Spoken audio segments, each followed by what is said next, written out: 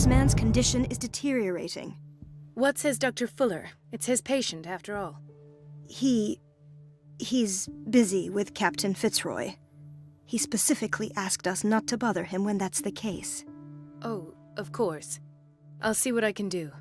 Mr. Blake, can you hear me? I'm Dr. Colden. We'll take care of you.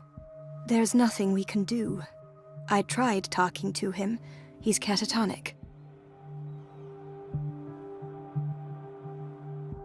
Very well. I'll examine him. 30-year-old subject. Severe hypothermia.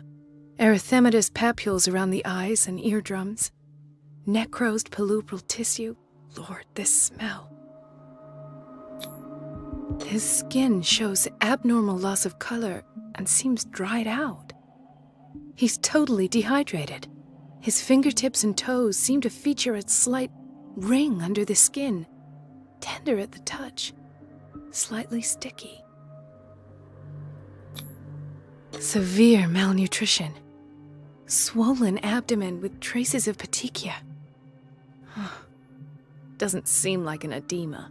Slight protuberances seem to indicate the presence of a foreign body. So, Doctor, an opinion? I'm not sure I have the necessary knowledge to treat this man. Don't say that. You're our most worthy doctor after Dr. Fuller. Some of his symptoms are beyond my comprehension.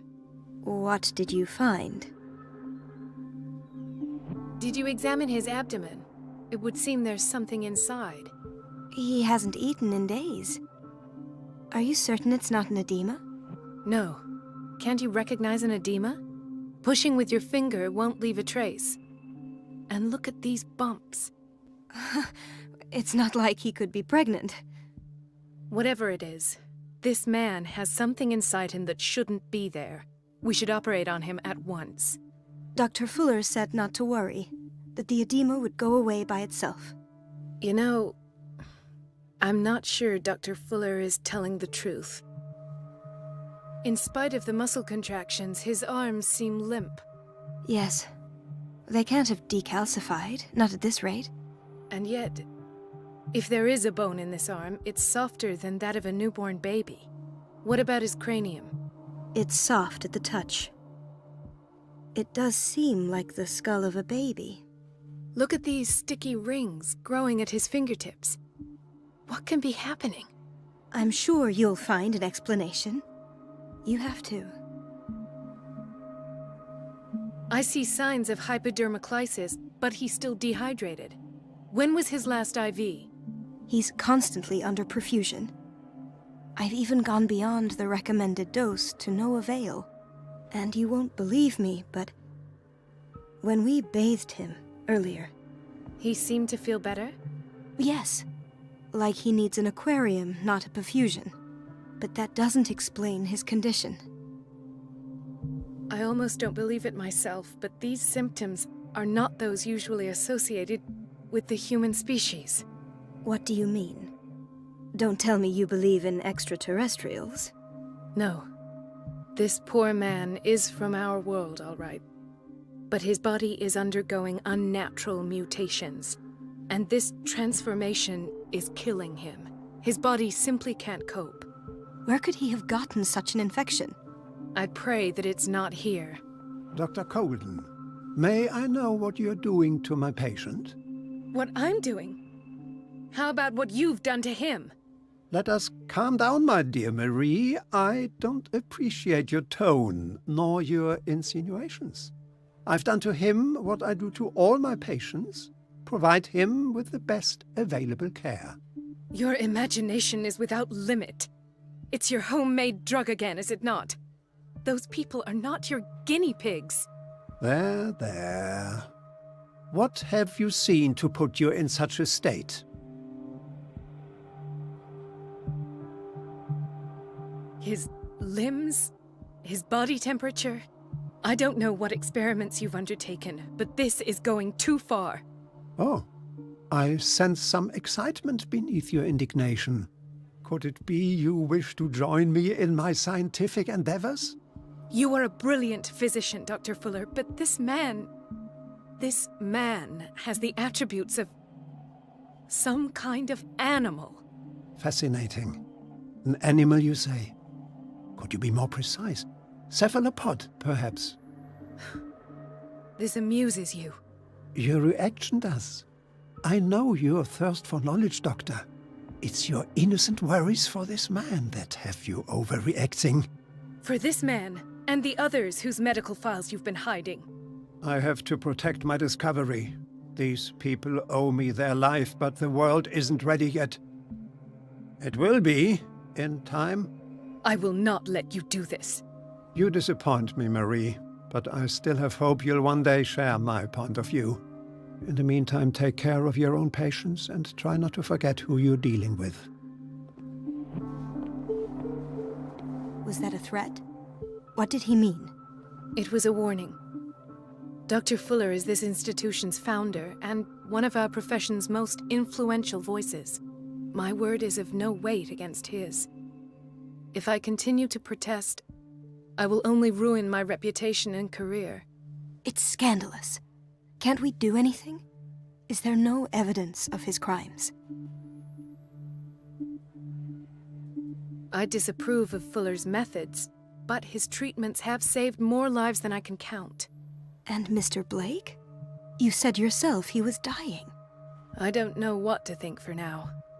What I'm sure of is that Fuller is hiding something from us. And I need to know what that is before I take a chance exposing him. And where would you find those? In his office? What if you get caught? I'd rather not think about that. I'm counting on your discretion. Of course, Doctor. You can count on me. I'll keep mum.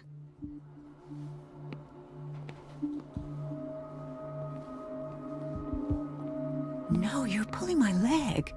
I'm not joking. I saw the schedule. She's alone in the bathroom again. And she still says nothing to that old witch, Donovan. Everybody says it. She's a witch, an old hag.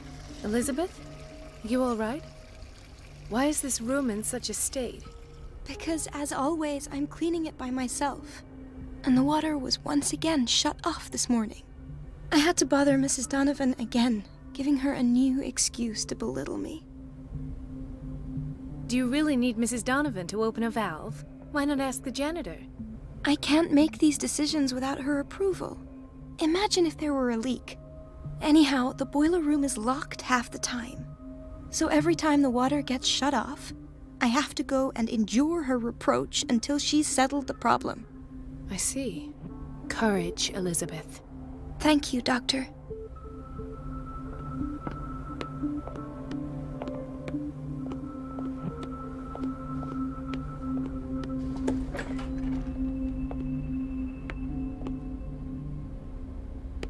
Everybody says it.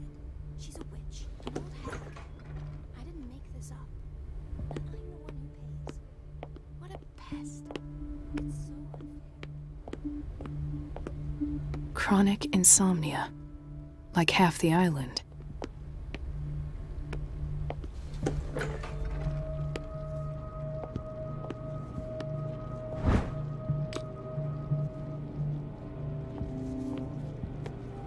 Dr. Colden?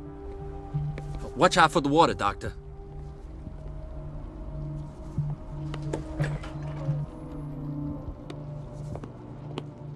Patients and hospital personnel eat the same food. Gentlemen, may I help you? We're waiting on news regarding our mother, Maureen Harding. She came in with a kidney problem, but we haven't heard anything since. I'm sorry. Dr. Fuller is a very busy man. Well, is there anyone else who can tell us what's going on? She's our only family, you know? And we can't even see her medical file. Don't worry. I'm aware our institution is not always welcoming. But your mother is in good hands. I'll tend to her myself, and keep you informed at once. Would that suit you? Well, that sure sounds great to us, Doctor. Thank you. But those are just words, so we're not budging. Very well. At least I'll know where to find you. Doctor, please. My chest. Oh. His perfusion of a semi-physiological solution doesn't seem to work. He's undergoing a ventricular fibrillation. Nurse? Deborah, come and help me, please. His potassium level is too high. Replace it with 2% glucose solution with insulin, calcium, and sodium bicarbonate. I'll tend to it right away. Thank you. He's in your hands.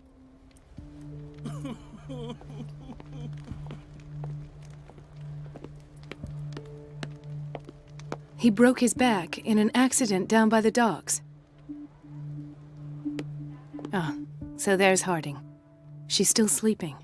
Given her file, a nephrectomy would have been inevitable, but Fuller was able to save her kidney.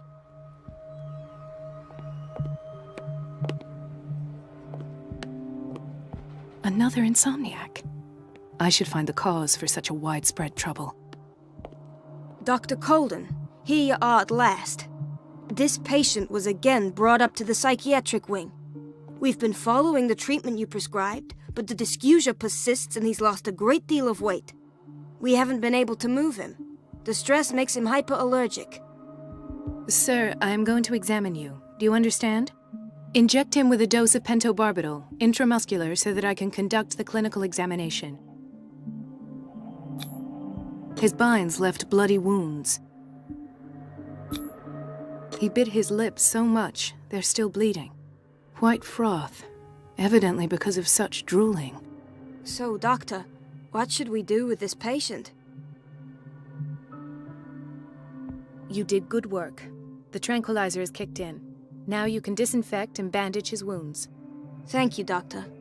And as to his weight loss? I'll prescribe an antifungal treatment for his dysgeusia. In the meantime, feed him intravenously. It'll be done.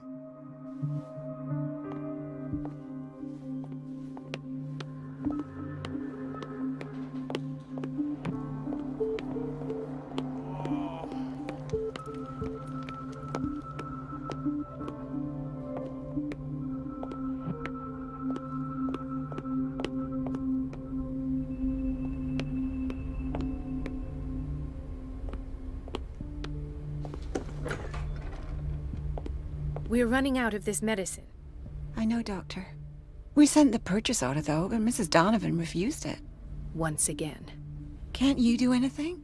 Donovan takes her instructions directly from Dr. Fuller. I'm afraid I can do nothing about it for the moment. We've been waiting to be restocked for weeks.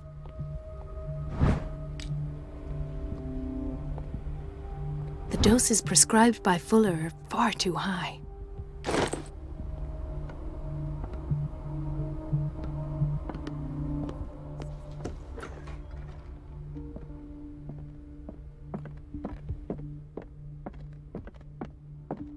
I have little time for you, Doctor.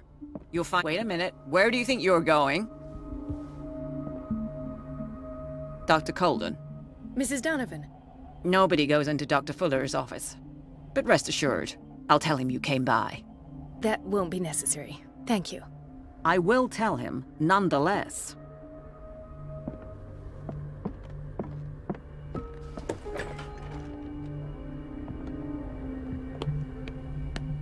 Let's hope I can go through the administration office.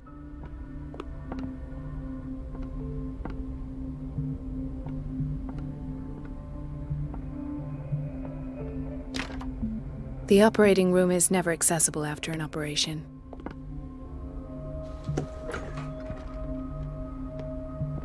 This man, Edward Pierce, his file is incomplete. What did Fuller do to him? Dr. Colden, we need you at once in Dormitory B. What is the problem? Mr. Evans seems to be having trouble with his IV. I've done an exam. Deborah is looking after him. And the family of Mrs. Harding is asking to see her medical file. I'll never understand why it's so hard to see patients' files around here. Rules are rules. See, with Dr. Fuller, he's in charge.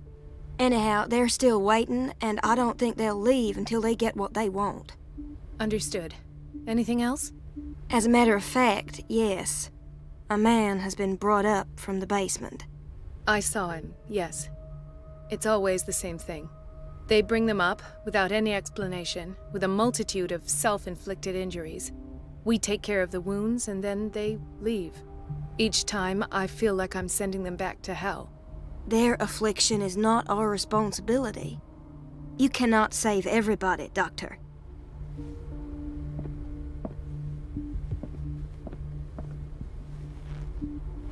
The boiler room key is not in its place. Dr. Fuller always keeps his key with him.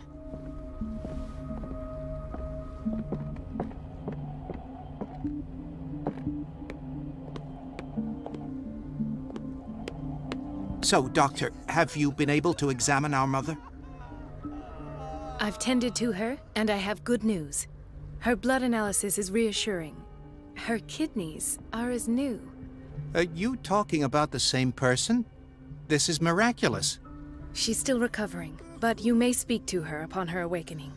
Oh, thank you so much, Doctor. We'll wait for her to wake up. We've been here since this morning, so it won't make a difference.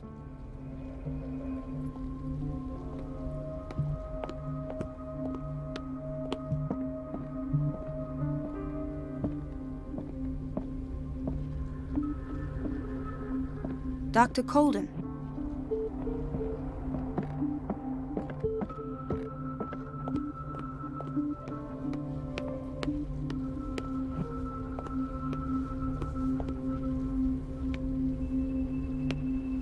Dr. Colden?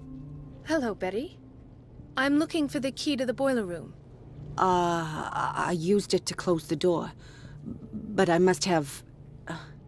Yes, a patient in Block B asked me for a glass of water. I must have misplaced the key somewhere near the office. Thank you. I shall go fetch it.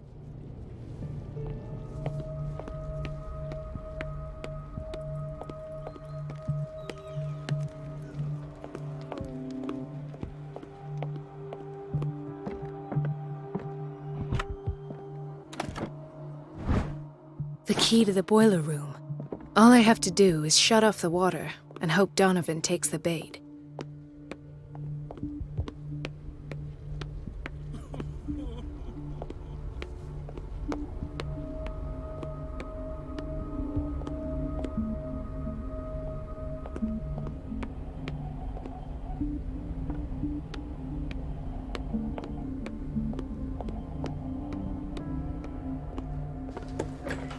Sorry, but nobody can take anything until I finish the inventory.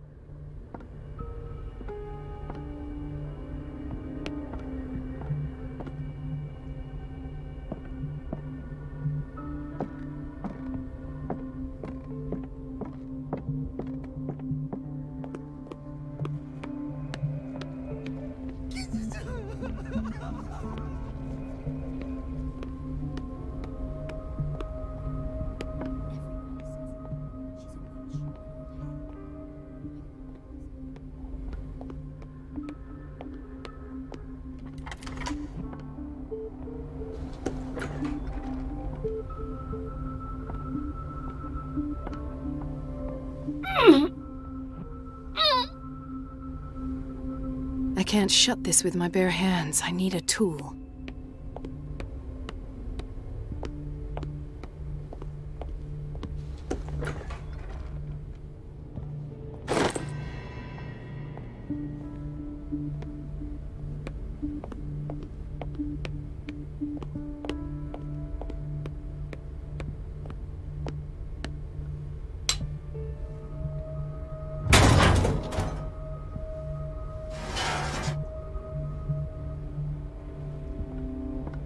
I feel guilty about Elizabeth, but I need the diversion.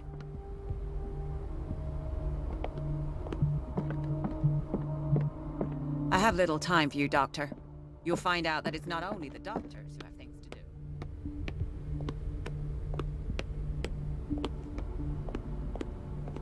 Dr. Colden, might there be a problem with the water?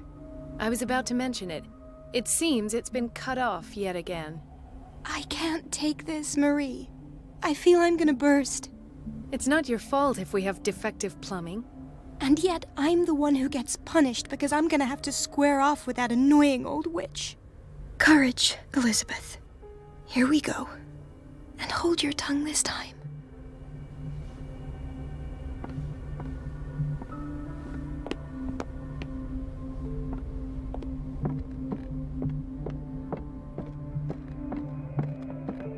At last.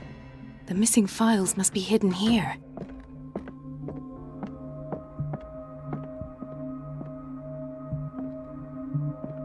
Something is wrong with these masts. It's some sort of puzzle.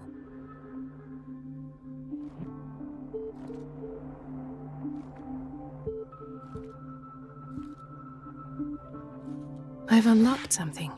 Patient files. I was right.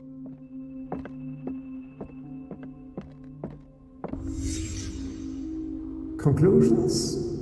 Session number 17. Patient, Sarah Hawkins. The patient appears to have finally accepted Why is Ethan on medication? of what she calls mythos. It goes without saying that these peculiar delusions are the price that comes with her exceptional gifts. This finger belonged to a woman. Why keep it here? Why does Dr. Fuller write psychological reports about Sarah Hawkins? At first, I presumed that her blood was the key. But I found nothing to explain Mrs. Hawkins' abilities.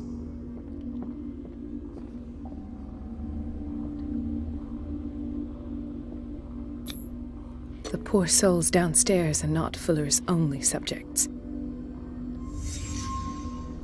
Then James came, irate that Charles was keeping secrets from him. I presume that he will try to break into the basement sooner or later. I am prepared. Hawkins, Fitzroy, and Fuller. What is the connection between these three? It is fortunate that I had the presence of mind to set the morgue in the basement. When all the fuss about the Hawkins incident finally comes to an end, I will dispose of her belongings. In the meantime, they must remain hidden in plain sight. Of course. Sarah Hawkins is the connection.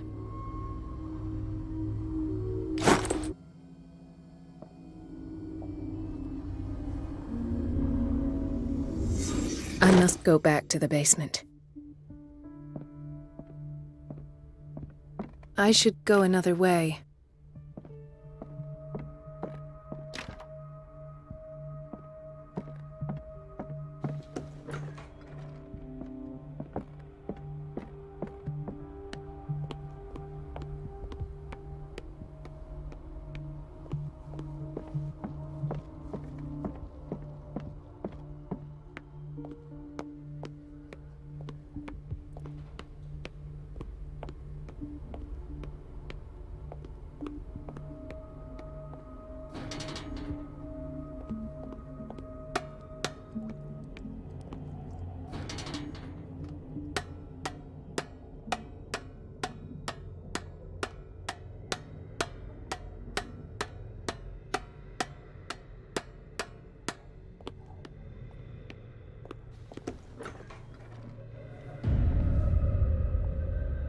Ah, now that's the Marie that I know. I knew I could count on your scientific curiosity. It's time to show you what you were so eager to discover.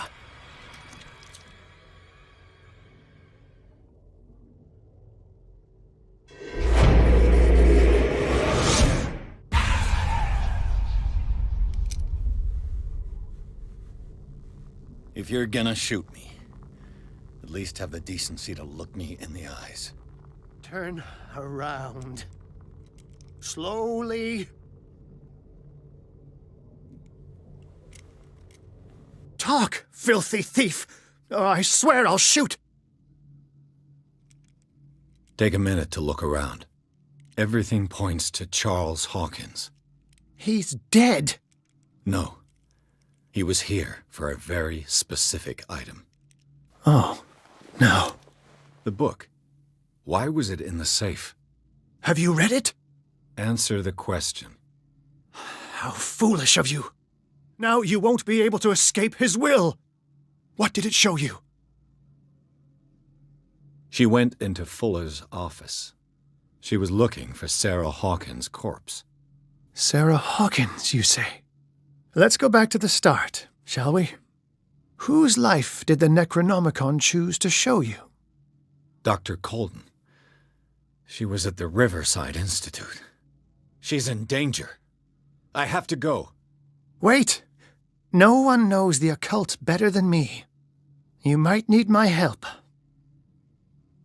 All right. All right. I might need you after all. Perfect.